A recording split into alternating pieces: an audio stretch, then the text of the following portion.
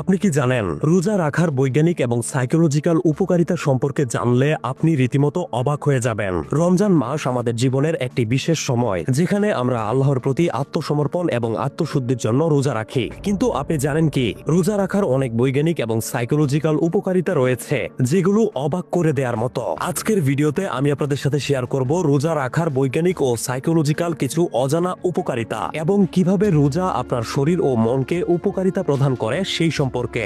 চলুন শুরু করা যাক। প্রথম উপকারিতা, শরীরের ডিটক্সিফিকেশন। রমজান মাসে রোজা রাখলে আমাদের শরীরের মধ্যে থাকা সমস্ত বিষাক্ত পদার্থ বের হয়ে যায়। যখন আমরা একটি নির্দিষ্ট সময় পর্যন্ত খাবার বা পানীয় গ্রহণ বন্ধ রাখি তখন আমাদের শরীর তার অভ্যন্তরীণ বা ভেতরের অঙ্গগুলোকে বিশ্রাম দেয়।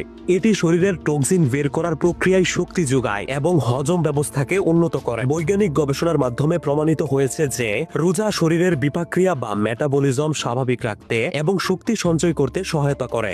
এটি পেটের সমস্যাগুলো কমাতে সাহায্য করে। দ্বিতীয় যে উপকারিতা রয়েছে সেটি হলো মস্তিষ্কের কার্যক্ষমতা বৃদ্ধি। আপনি জানেন কি রোজা রাখলে আপনার মস্তিষ্কের কার্যক্ষমতা বাড়ে। রোজা রাখার মাধ্যমে একই সাথে আপনি মস্তিষ্কের উপর চাপ কমানোর সাথে সাথে মনোযোগ এবং স্মৃতিশক্তি বৃদ্ধি করতে পারেন। রোজার সময় আপনার মস্তিষ্ক আলাদাভাবে কাজ করতে শুরু করে এবং শরীরের অবশিষ্ট শক্তি একত্রিত করে আরও কার্যকর ভাবে কাজ করতে পারে। এছাড়া রোজা রাখলে আমাদের মস্তিষ্কে সেরোটোনিন এবং ডোপামিন হরমোনের উৎপাদন বৃদ্ধি পায় যা আমাদের মনে শান্তি প্রদান করে এবং আমাদেরকে সুখী মানুষ হওয়ার মতো অনুভূতি দেয়। তৃতীয় উপকারিতায় আমাদের আত্মবিশ্বাস এবং আত্মসংযম বৃদ্ধি পায়। রমজান মাসে রোজা রাখা শুধুমাত্র শারীরিক অভ্যাস নয়, এটি একই সাথে একটি মানসিক চ্যালেঞ্জও। যখন আপনি 30 দিন একটানা দিনের পর দিন খাওয়া, পানি এবং অন্যান্য ইচ্ছা অনিচ্ছা নিয়ন্ত্রণ করতে পারেন তখন এটি আপনার আত্মবিশ্বাসকে শক্তিশালী করে। 30 দিন একটানা রোজা রাখার পরে আপনি নিজেই দেখতে পাবেন নিজের উপর নিয়ন্ত্রণ প্রতিষ্ঠা করে আপনি আগের থেকে আরো আত্মবিশ্বাসী হয়ে উঠেছেন। এটি আপনাকে ডিসিপ্লিন শেখায় এবং আত্মসংযমের অভ্যাস করতে সাহায্য করে যা আপনার জীবনের অন্য দিকগুলিতেও ব্যাপক প্রভাব ফেলে থাকে। চতুর্থ উপকারিতা হচ্ছে রোজা রাখার মাধ্যমে আমাদের মানসিক চাপ কমে থাকে। আপনি হয়তোবা খেয়াল করে দেখেছেন যে রমজান মাস আসলে প্রথম রোজা রাখার পরপরই আমাদের মানসিক চাপ, স্ট্রেস এবং দুশ্চিন্তা অনেকটাই কমে যায় এবং খুব প্রশান্তি অনুভব হয়। এটি কেন হয় চলুন বৈজ্ঞানিকভাবে দেখি। রমজান মাসে রোজা রাখলে আমাদের শরীরে যে স্ট্রেস হরমোন রয়েছে তার নাম কর্টিসল। এই কর্টিসল হরমোন কমে যায় যা মানসিক চাপ ও দুশ্চিন্তা কমাতে ব্যাপকভাবে সহায়ক হয়ে থাকে। আপনি যদি রোজা রাখেন তাহলে আপনার মন শান্ত থাকে এবং আপনি সহজেই যে কোনো সমস্যা মোকাবেলা করতে পারেন।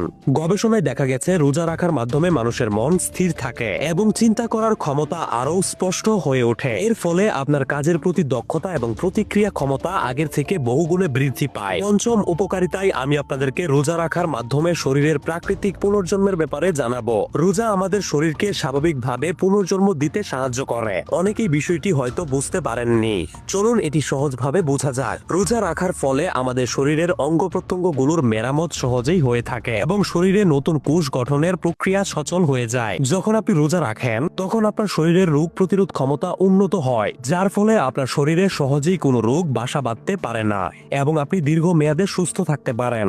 সুবহানাল্লাহ। রমজান মাস শুধু আমাদের আত্মার উন্নতির জন্য নয়, এটি আমাদের শারীরিক এবং মানসিক সুস্থতার জন্যও অত্যন্ত উপকারী। রোজা আমাদের শক্তি বাড়ায়, আমাদের শরীর এবং মনকে সুস্থ রাখে এবং আমাদের আত্মবিশ্বাসকে দৃঢ় করে। আপনি কি মনে করেন যে রোজা রাখার এই বৈজ্ঞানিক ও সাইকোলজিক্যাল উপকারিতাগুলো আরো বেশি মানুষ জানো? তাহলে এই ভিডিওটি দেরি না করে এখনই শেয়ার করুন এবং কে কে সবগুলো রোজা রাখার নিয়ত করেছেন কমেন্টে জানাবেন। ভিডিওটি ইউনিক এবং উপকারী মনে হলে অবশ্যই একটি লাভ রিয়েক্ট দিবেন। এরকম প্রয়োজনীয় ভিডিওগুলো মিস না করতে অবশ্যই পেজটি ফলো করে রাখুন। অসংখ্য ধন্যবাদ।